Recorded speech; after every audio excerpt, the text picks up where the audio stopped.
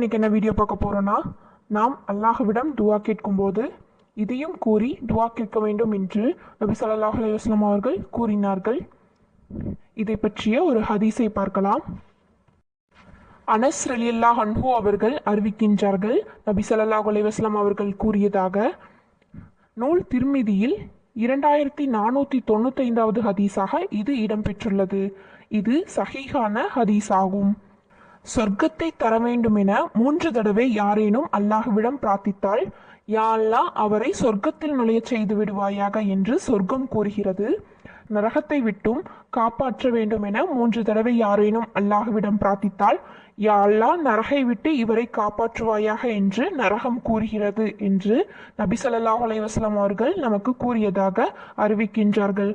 இவ்வாறு நாம் தொழுது முடித்த பிறகும் நாம் அல்லாஹ்விடம் எந்த நேரத்தில் துவா செய்தாலும் இதையும் சேர்த்து அல்லாஹ்விடம்